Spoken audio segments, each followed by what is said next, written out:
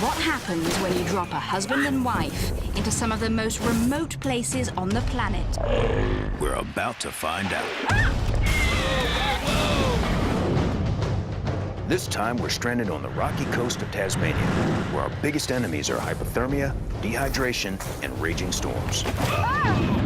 Fortunately, my husband Mike is a survival expert, and he's ex-Special Forces. He survived in some of the most dangerous places in the world. But my next mission might just be my toughest. You need to learn how to handle snakes. Get your hand in... Meet my wife, Ruth. Is it cooked? Yeah, it's cooked. Eat it. She's an experienced news anchor and an accomplished field journalist. And now I'm determined to learn everything I can about survival. Got it! Here's what we're gonna do. Mike's gonna teach me how to stay alive in the wild. Look at that! It's like a little volcano. My military skills will go a long way, but there's no field manual for surviving with a spouse. Oh, my goodness. There's nothing there.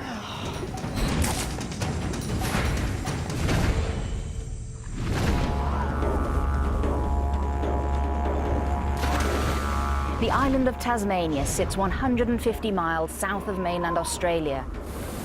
These fierce seas and rocky reefs have sunk over 1,000 ships. It's a formidable place to survive. That is a strong current and strong wind. Most survival situations start with some sort of traumatic event. Our scenario is, we just went out for a day paddle, and the current forced us far up the coastline when all of a sudden, unexpected light, we got a puncture in our raft. Fortunately, we planned ahead and put spare clothing and my camera inside a plastic garbage bag. Hang on this raft. Gonna be our shelter. If we don't get out of the cold, hypothermia will set in. So we gotta think smart and act quick so we don't freeze to death. Oh, that's cold. Most rescues happen within a few days. So the mission is to survive until rescued. What you do in the first few days could really increase your chance of getting saved. All right, baby, real quick. This exposure right here is what I was talking about. This will kill us fast. So much warmer in the water. We got an icy Arctic wind coming from the southwest. That's gonna freeze us really fast. We gotta get out of this wind while we got some sun. Gotta try to stay in the sunlight and stay warm. So let's go over here, get these wet clothes off. All right, the real problem we face right now, quite frankly, is hypothermia. We're soaking wet and very cold. We gotta get out of these wet clothes. Try and get dry. It's dry. The bag's dry. In here, I've got a fleece. And the camera's intact. That trash bag was a lifesaver. Hypothermia reduces your core temperature. Your vital organs start shutting down. Before you know it, you're tired, you're lethargic, you're not thinking right, you're making mistakes. That's if you just don't flat pass out and then never wake up. Now it's cold and I'm wet. Once my skin dries, that's gonna give me a little bit more warmth than that wet clothing. So, it's skivvies, combat boots. Look at it. What are you wearing? Look like a deformed penguin or something. I'm warm. All right, baby. Well, I'm glad you're warm. I'm glad we made that one. That was awful. Okay. Well, listen, here's what we gotta do, all right? Running out of daylight. Why don't you stay here for a little bit? Let me go scout around, find a place where we can build a home, and then we'll start working on a fire, okay? Whenever you're stranded, one of your first priorities is to determine whether or not to stay put or go for help. In our case, we are way too far from civilization to walk back, so we don't have a choice. We gotta stay in place and wait for a chance to signal any passing craft. All right, I'm looking for a good place out of the wind. It's gonna give us some protection from the rain if I can find it. Usually, after a few days, someone will notice that you've gone missing, and hopefully, they'll send out a search and rescue team. The best place to build your shelter is on the coast because you double your chances of being spotted by either an aircraft or a boat. I gotta really hurry, because right now, it's cold, and when that sun goes down, it's gonna be freezing. I gotta find something that's gonna block that wind. That wind alone will kill us. It's looking good. So this right here, I got protection. All three sides, open to the sun, to the sea, and away from the wind. Flat ground, nice and soft. This is gonna be our new home. All right, baby doll. Hi. I found us a hooch. It's completely out of the way. Really? All right. Can I go look at it? Nah, we don't have time, honey. We gotta just grab the raft and we gotta start moving over there and start building a hooch and a fire real fast. It's getting dark. We got raft, we got some cordage with a rope. I can't undo the knot. It might have to be cut. Let's try not to cut anything. I can't undo that. You just never know what we're gonna need. 'Cause all this rope is precious. Okay, good. That's good. When you're surviving, you gotta use everything you got. I plan to put every piece of this raft to use. I'm really scared of snakes in this long grass. I haven't got any protection around my ankles. And this time of year is mating season, and they're a little bit more aggressive. Is this it, this valley? There's no wind right here. Oh, wow. It's like a little wall. We face the sun, we face the sea. Oh, it's wonderful. It's so warm down here. What about this? This is a really big snaky bush. Have you poked it with sticks? And also what I'd like is all these rushes here, if you can scythe them down with your machete. We ain't homemaking here like better homes and gardens, okay? No, it's just these Baby, listen. snake harborers. Let me tell you something. See that sun? It's going down. We gotta get a shelter, we gotta get a fire. That's gonna take hours of work still, okay? Right. We can cut the grass tomorrow, okay? Not cutting the grass, it's snake avoidance. Okay, so the next thing we gotta do, honey, we gotta get this shelter built. If we don't get shelter and try to get fire, we're gonna freeze to death and we ain't gonna make it till tomorrow, okay? Yeah, let's get on it. This raft is gonna be our roof. I'm gonna stretch it between these surrounding rocks and use the rope and the oar as support. Try to pull this taut. There's a really good natural anchor point right there on this rock. Let's try to get the boat bent over that anchor point. Whoa, these folks. You're right. Yeah. Well, what I Let's save thought this is why rope. don't you put the rope around this anchor point and have this thing starting there on that flat bit? Because if you feel that wind, it will push the rain and it will go right down into our hooch. Start dripping under this and dripping onto our fire. So let's just put it right here. See what I'm saying? Now, there's absolutely no way that rain is going to come down into our hooch. Okay, You know, go, honey. do it. So now it's just how can we get this to be as taut back that way as we can, you know, and then this to be as taut this way as we can. I'm thirsty, I'm hungry, I'm starting to get cold. Yeah. But I can't help thinking what a lovely view of his bottom I've got from this angle. I'm gonna have some space. Mark this in here. Okay, that's good. I'm actually pretty happy with that. We'll have a windbreak, a rain break, we'll be good. Running out of time. It's getting bad. It's gonna take me a while to get a fire going. The real deal is you should just carry a lighter or matches. If you don't, you should have some sort of alternative like a magnesium bar or a magnifying glass. Failing that, then you gotta start reaching for the old-fashioned ways of starting fire, primitive methods. I'm gonna go for the tried and true to bow drill. It takes a long time to prepare, but I know I can almost always get a fire going with the bow drill. First, I need some kind of fire board. So this is a good dry piece of wood. I try to find soft woods. Hard woods require more energy to make friction. And then I'm gonna cut a little bit of curve. I just need to make enough of a divot so that my spindle will set in place. Next thing I want, it'll be a spindle. I want it to be as smooth and straight as possible so it will spin. Because what you're gonna do is you're going to press down into the fireboard with your handle, and then with your bow wrapped around, string wrapped around the spindle, you're gonna saw, and it's gonna make the spindle go around, and that's gonna create the friction and hopefully give you your coal. The last thing you'll need is the bow itself. I'm gonna take this nice natural curved piece of wood here. Then you need some cordage, some string. So I'm gonna take a piece of string off my knife sheath. So it doesn't need to be, you know, real tight, but what this is gonna do now is allow me to take my spindle, wedge it in there, so that now I can stick it into the fireboard, and then I can start sawing. Oh. Whoa, what in the world? If we get a fire going, this'll keep it going. Wow. Look, I've got these things as well. Let me see those. Yeah, these are great, honey. This gives me a handle that I can push down on the spindle with. So that's a great job, honey. Thank you. Oh, you know what I've got? That'll do, won't it? Thank you. All right, that's wonderful. This is a great hold for tinder. Once the paper catches a coal, it will ignite quickly. Okay, I think if you can push down on the handle, I can get a little bit better stroke. Okay. Oh, I can smell it. Yeah. Smoke is coming. Woo! Keep on. All right. Okay. Okay. Well, I think we just kicked it just a little too much. We'll try it again. Smoke is coming. Yes, yes, yes! I think it's there, Sarah. It's got it, got it. Okay. No. Okay. Oh, God, Right. it's frustrating.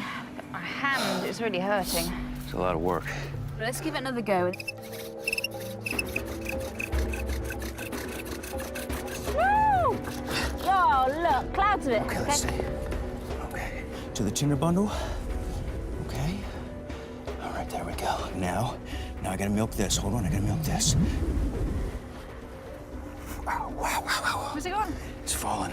There it is, there it is, there it is. All right. Oh, no, it's going out. It's gone.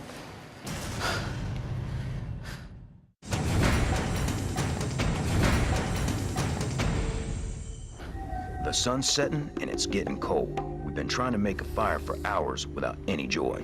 If we don't get a flame going, we're gonna freeze tonight. That will catch. It was good before, but you've made it better. Keep going, keep going. Yeah, look at all that smoke. Look at that smoke. That means it's ready. Yeah, That means that's it's ready, ready. it's ready, it's ready. Okay. All right, there she is. Okay, now into the tinder bundle. Baby's made so much, so good. Okay.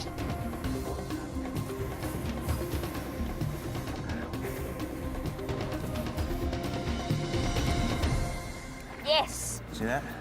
Wow, that tissue lit up like a torch. All right, there you go. Okay. All right. A little Watch taste. yourself. I ain't too worried about me. Just keep that little fire going. Whoa. I'm still scared until it's going, and it's going good. I've had them go out on me before. That's why I hate starting fires by rubbing sticks. It's just safe, smart to carry a lighter. Once, while I was on a winter warfare training mission, we weren't allowed to have a fire, and half my team went down with hypothermia. That's why Ruth really needs to learn these primitive fire starting methods, because when you're in a bind, they can save your life. Well, here we are, night one. What is the nutritional plan for tomorrow, Captain Hawk? Ooh, put it like that, Sergeant Major Wifey. First order of business come light is scouting for some water. We've got to get water. We're not going to make it very long at all. Okay, well, I'm flagging. I want to lie down now. I think it's because I'm dehydrated, I'm tired.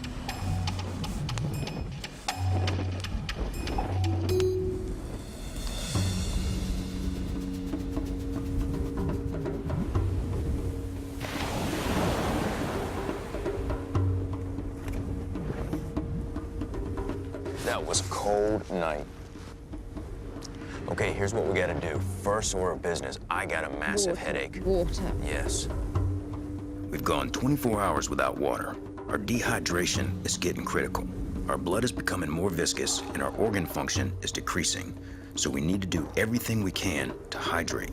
Since we may not find fresh water sources nearby, I'm going to make a solar still, which is a way to extract fresh water from the seaweed.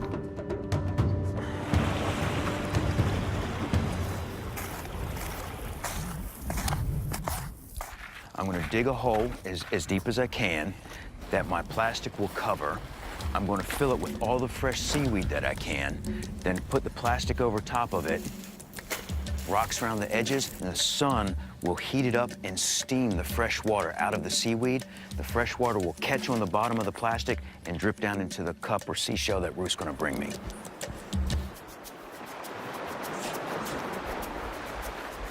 Just look at this incredible bull kelp.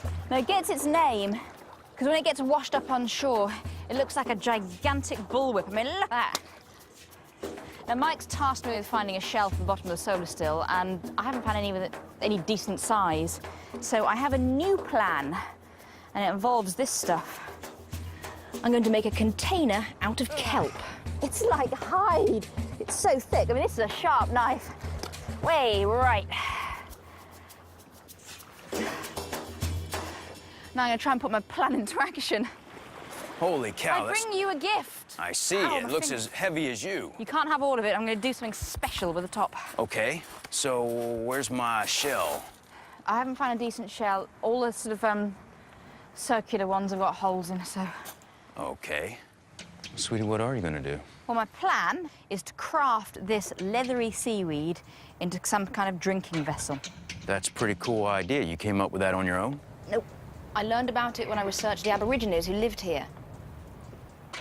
He's looking at me like the hog with a wristwatch. That's my saying, looking at something like a hog looking at a wristwatch. It's probably going to fail because I've never done it before. But I'm going to give it a go. The Aborigines who lived here used to sew bull kelp together with sharp sticks to make bowls. How are their spikes going? I think they're ready. Right, okay. Okay, let's just try this. Poke one more right there. There we go. All this to get a drink of water. Now, what we're doing is probably taking 2 solid hours of work with 2 people, and that's just so we can get a drink of water maybe in 6 hours. Right. Wow! You've done it! That is a lot better than the shell that I sent her out to get. She came up with a really, really wonderful contraption. Well, it wasn't my contraption. I did that from research. That will hold like a 500 ml bottle's worth of water. At least. So now let's place that inside my solar still. The last thing you do is you put your rock in the middle so that all the water will drain down to the cup, drip into the cup, and that's your solar still. The solar still will take a while to produce enough fresh water for us to drink. In the meantime, I'm gonna look around for another source. All right, honey, I got an idea. This little pillow is now gonna become our canteen. What I'm gonna do is make a little slice, use that to hold some water. What water? Well, that's the thing, okay? That solar still is gonna give us some, but not enough, so I'm gonna go out and forage for some more water. Now, what I need you to do is go work the shoreline and try to find us some food, okay? A golden rule in survival is not to eat when you're dehydrated because digesting food sucks that last bit of fluid out of your bloodstream. So at this point, it doesn't really matter what Ruth gathers. It won't do us any good until I find us a source of water.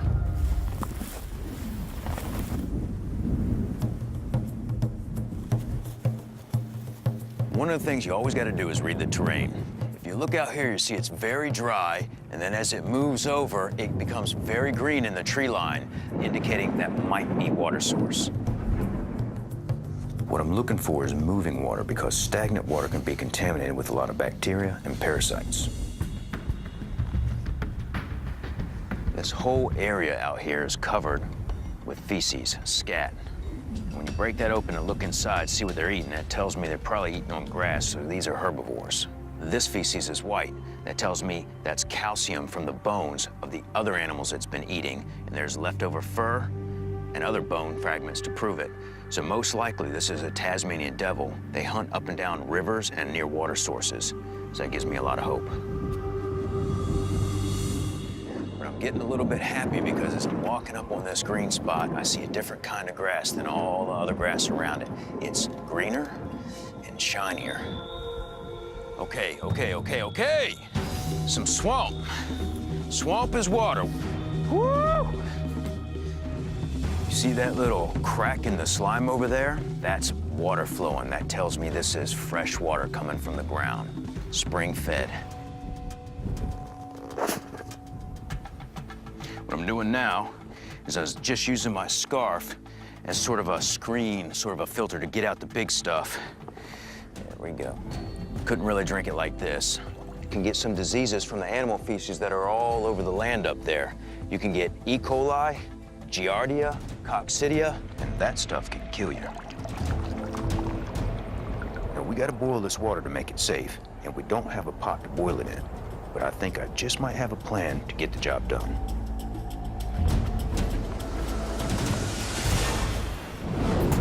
We got a new problem. I feel the rain already. Keep this fire going. Everything right now is hinging upon us being able to make a sustainable shelter and fire to see us through this storm, through this night.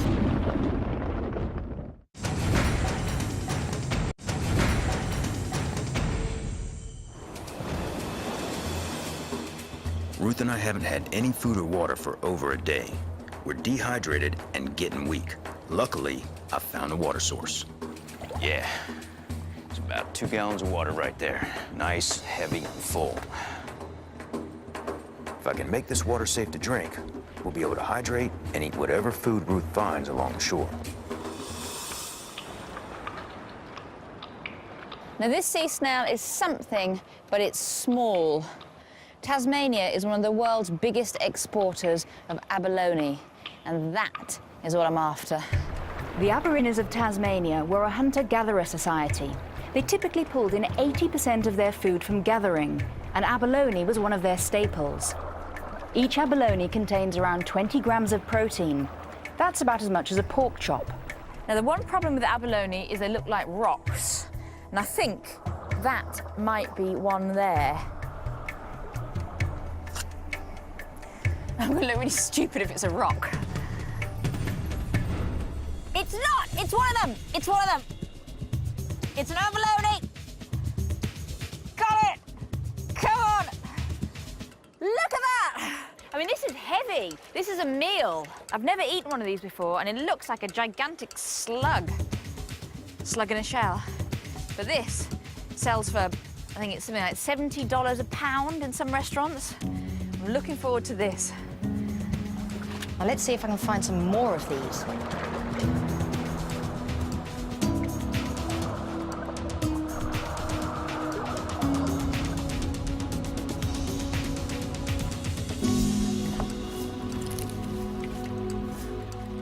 Hello, baby.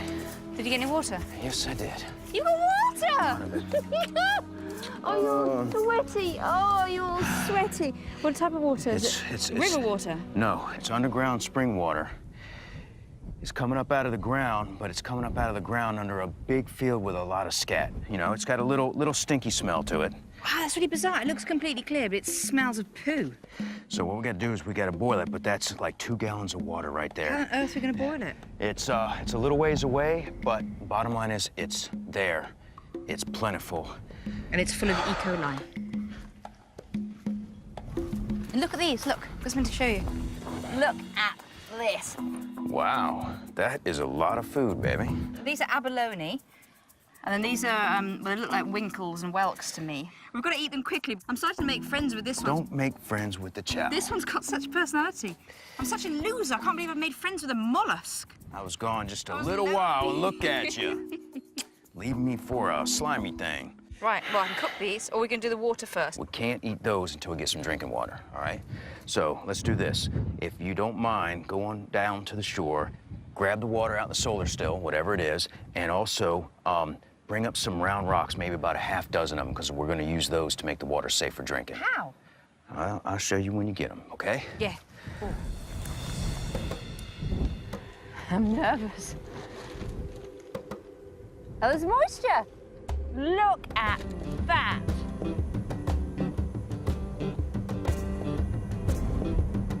That is basically fresh water. I mean, there's no way that that would hydrate 2 people. The solar still produced just over a cup of water, and we should each be drinking 3 litres daily. After 2 days, I'm happy to get a couple of sips, but I hope Mike can boil the swamp water he found. Baby, look, look. Look, solar still worked. I mean, it's not much, but it worked. Look at it. It's clean and it worked. Oh, man, oh, man. There's no salt flavour to it. Well, there's a tiny, tiny trace, but taste it. I was kind of hoping to be more. See? Oh, that's Barely good. any salt, is there? No, you can't even taste it, really. A solar still is a good backup, but it's not enough. So I'm going to use a Native American boiling technique to sterilize the dirty swamp water. And I've got your rocks. What do you want me to do with these rocks? Okay, here's what we're going to do. We're going to take that dirty water that I found today. We're going to pour it in this kelp bucket that you made. And then we're going to make it safe to drink by getting these stones in the fire. We're going to have to cook the rocks, get them hot, so we can drop them in the kelp bucket. I'm very, very ready to drink now. My lips are dry, my eyes feel all dry. We've been over a day without water. But the bottom line is, if we don't do this right, and we drink this dirty water, we can get sick and die just as quick as if we don't have any water at all. If the fire's that hot, that's really good. That means the rock's probably gonna be plenty hot. Drop it in. Here we go. Wow, look at that! That is boiling it right there. Put more in over here. Watch it. Hot rocks, hot rocks. This is amazing! What is remarkable is the water is boiling and the kelp is not burning. It's like a little volcano. That is a big happy face. That is 100% guaranteed safe drinking water. And the irony is, it smells like sewage. Okay. Guys, it's so funny. This filthy, germ-choked water was crystal clear when it went in, and now it's sterile and clean. It's brown. It stinks. Would you like to do the honors and have the first taste? Oh. It tastes disgusting. I bet, but it's safe. Oh, heck, that tastes like toilet water. So like I've made it. You brought it. It is safe, it is wet, it is wonderful, but man, it smells and tastes like poo. Oh, hell, that don't sound good. Looks like dinner's off for now because we got a whole new problem. This wind is blowing in a storm, bad storm, real fast. We don't have much time. We got to get this shelter improved and storm ready ASAP. The irony is, we did all this work to get this water, and I think we're gonna get more water than we bargained for tonight. Right now, our simple lean-to shelter isn't storm ready. We gotta get it reinforced fast, or this storm is gonna soak us to the bone, and we're gonna go down with hypothermia. Ooh, that's bad. We gotta hurry, hurry. Okay. All right, all that rope, get it out. We're gonna need this rope. Shall I, Yeah, we are gonna need it, so just... unbundle it? Not right now. Not right now. Right now, we're gonna build this frame. You think that's gonna stay? I think so. It will. It will. The thing is, this is quite dense. The wind's gonna catch it. See how you've got the beam on that side? Don't you need a thick one on this side? No. I just don't feel it's secure on this side. We'll fix it. We need to get these in here and under, okay? This storm's closing in on us fast. With no food for 2 days, our blood sugar is way low. When the body lacks glucose, adrenaline kicks in to compensate. So hunger and stress are causing us to bicker. You can attach it, weave the rope around it. That's what I'm going to do once we get the structure built. We've got rope. We'll secure it. But first, we need the structure. Yeah, you don't need to speak in a nasty tone of voice. It doesn't help anything. Now, what is going on here? Nothing. I just We've got a think that's rainstorm coming. We just need to work together and build a shelter. It's that simple. Okay, so I won't suggest anything. I'll just pass you things like some surf. I'm finding that physics is not your strong suit. Actually, that's You show me. okay. Demonstrate. That's fine on this specific with this one. rain, Okay, I'm not. These anchor points here with a rope were mine. They are great ideas. Yeah, for someone who's so rubbish at physics. Surviving with the one you love ain't easy. And with the storm coming in, we can't afford to waste time fighting. We gotta get this shelter ready, or we're gonna be in a world of hurt. Okay.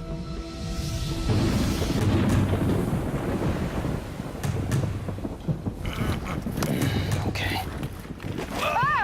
Oh, rain is coming. I Yes. can feel it. Yes.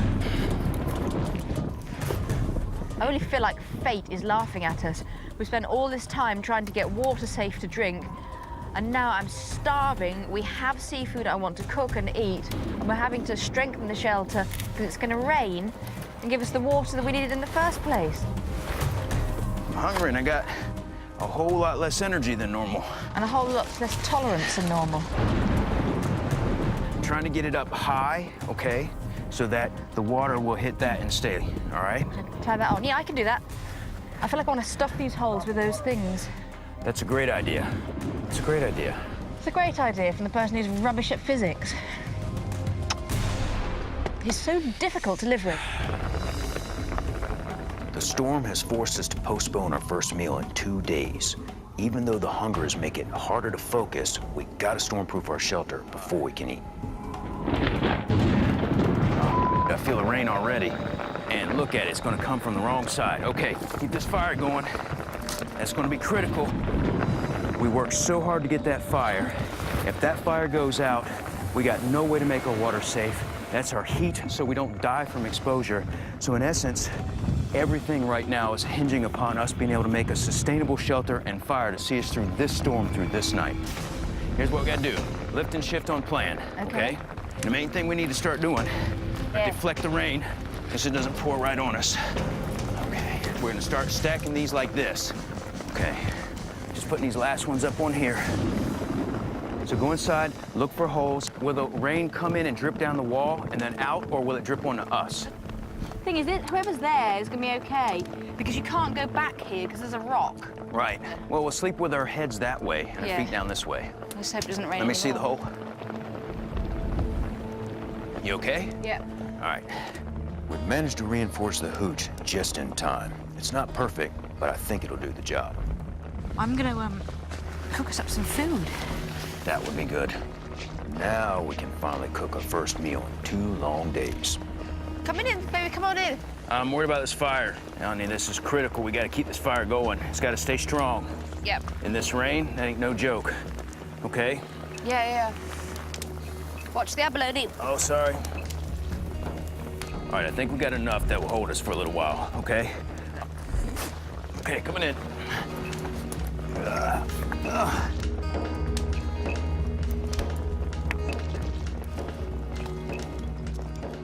Hey, look, it's out. Well, I think it must be ready. Oh, no, it's got in. Whoa! I got burnt. Oh! Oh, no, look at it. It's all covered in ash. I'll eat it. That's okay. mine. That's mine. All right, the other one? Oh, yeah, Watch look at yourself. You're gonna burn yourself. it. It came straight out the shells. I'm excited. Okay, thank you, darling. There's so much flesh here. A proper mouthful. That right there. Pure, juicy protein. Exactly what a grown boy needs.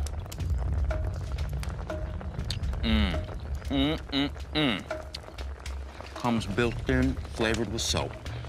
A little bit of ash flavor, too. It's lovely. We got water in our belly, food. First thing we've eaten was this end of day 2.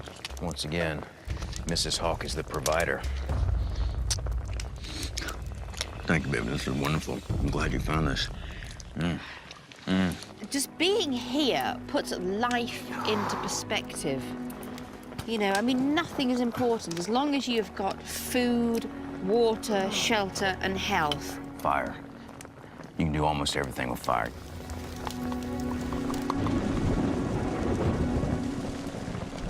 Yeah, the rain's getting worse out here. My legs are getting wet. Yeah, it is getting worse. Yeah, it's real critical. We gotta keep an eye on this fire, honey. Keep that thing going, so sleep for a while. Can't let that fire go out.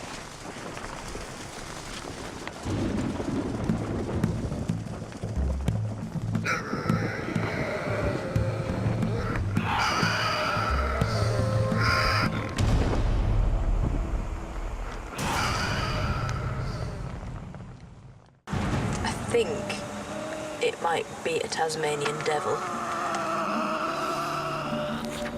Mike's asleep, though he might be hearing this.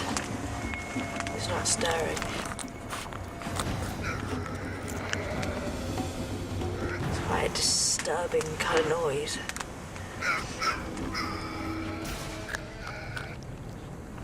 I'm glad I'm not here alone.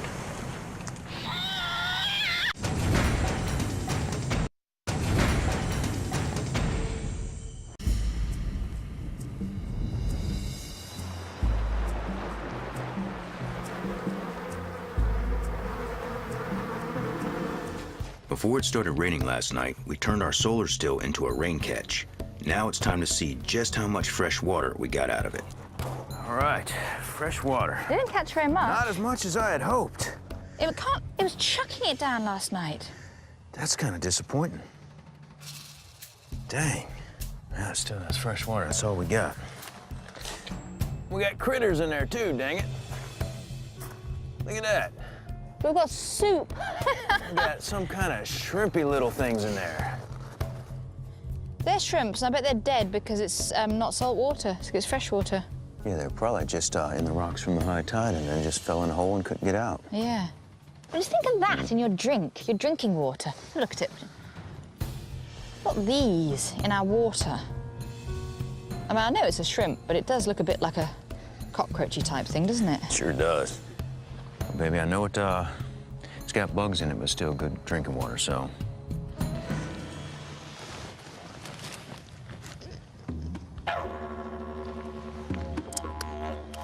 Nice and fresh.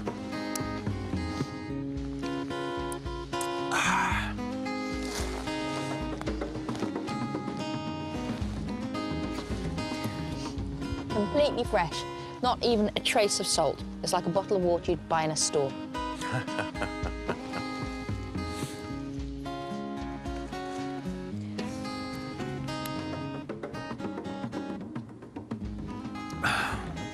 Okay, so what we'll do is we'll drink as much of this as we can and get it in us. Then I want you to search the seashore and get all the food you can, like you did yesterday. And then I'll go out and search the fields for some plants and Some carbohydrates. carbohydrates. Yes, I need carbohydrates. All right.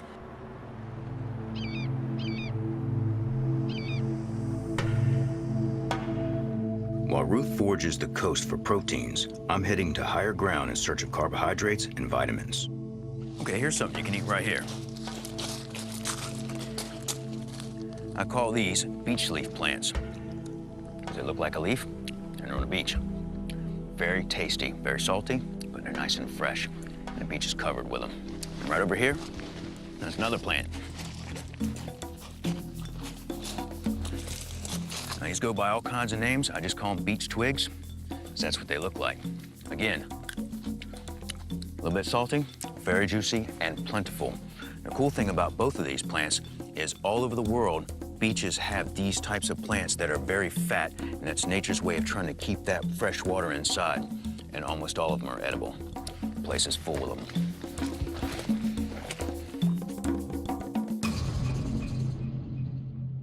A lot of grasses all over the world are edible. First thing I look for, like nice green shoots like this. And the soft stuff in the middle, that right there is pure carbohydrates. Don't eat the hard stuff, just the soft stuff. Tasty, pure carbohydrates. Gather a bunch of these, we're good to go. This is a succulent the locals call pig face. The first European explorers used to eat it to treat scurvy. It's high in vitamin C. A little bit salty, very yummy, full of fluid. 90% of black and blue berries are safe to eat, while 50% of white and red ones are poisonous. I know these pink berries are edible because I studied the local field guide. Oh, there's a massive spider's web in there. A lot of creatures emerge when the ground is wet, and as it rained last night, we're more likely to come across some. Now I've got plenty of food for supper. Time to head on back to camp and see what Ruthie managed to find. Look, What you got? it's not very nice. Look at those. Nice. Looks like the rain brought out the leeches. Look at them. You're just sitting Look there at their happy. heads just sucking. All right, we can't have that now. Let me fix you right up. Hold on. Dr. Hawk's in the office. I'm gonna burn it off with a fire stick. All right, here we go. Careful with that near my tummy. They're sucking your blood and they're opening you up to infection, so we need to get rid of them. Go on, get off. He's just trying to just stay right there. Oh, he loves my blood. There you go, there you go. There you go. That's one. All right. Leeches inject an anesthetic so your skin is numb to their bite. If you leave them, they can suck up to 5 times their weight in blood. There we go. Get off. Oh. There you go. Check my back. Yeah. Oh, my goodness. There's nothing there. It's not funny. I'm hungry. Let's eat. All this food right here is edible, and it was easily gathered right right around our little camp. And this took very little energy, but it will give us energy to see us through quite a few days. And it tastes so good. These blueberries are just like blueberries you buy in a store. I mean, day one was rough. We had nothing. Yesterday, we had a little bit of sustenance in the water, thank heavens. And now, smorgasbord. I think we should get cooking it. Amen. One of man's first recipes was bread. So what I'm trying to do is grind up the seeds from the grass, then I'm going to mix them with water and bake some kind of bread. So just see what happens. That's going to have to wait a while. This you can eat right now. It kind of tastes like potatoes.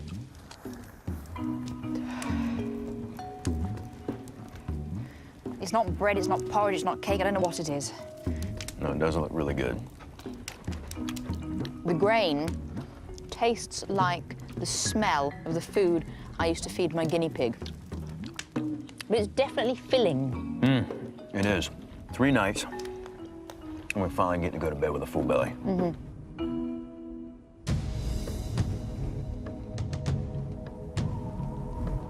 Pretty soon, those rescue teams got to start searching for us. So what we need to do is be thinking about making a signal so we can get their attention. What's the plan? I'm assuming it's going to be some type of fire. Yeah, I mean, very simple. Fire is one of your best primitive signaling methods. That's going to be our mission tomorrow. Okay, babe, well, I'm going to lie down now. The smoke is killing me. Yeah, it's time to get some rack. Yeah, lie.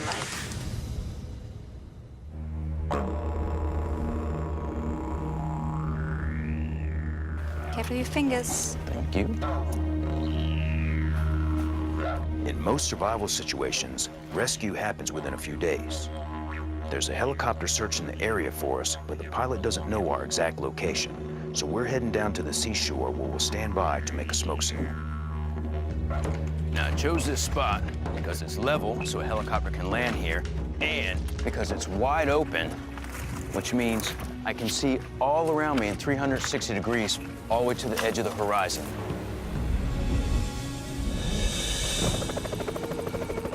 West Coast Ranger Station, clear.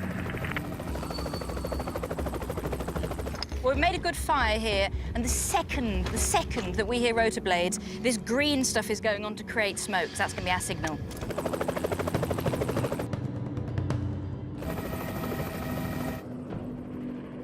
There it is. Yeah. I hear it. Where is it? Right over there. There it is. Okay. No! Let's pull the trigger. Let's hope he sees it. Poke it with something to make it catch more. Okay, that's doing good. He's got to see that. Okay, shield by shield. There's no way I'll miss that. It's coming. Woo! I think he sees us. He's got us. He's got us. I know it. Woo! Yay! All right, sweetie. Woo! Okay. Northwest Ranger Station, we've got the 2 persons. It's been good, but I'm ready to go. I learned a lot this time around. After nearly freezing in the Southern Ocean, I leave Tasmania confident that we could have carried on. The Aborigines did for 40,000 years. Even though we faced some challenges, we stuck it out. The key to success out here is patience, working together, and never quitting.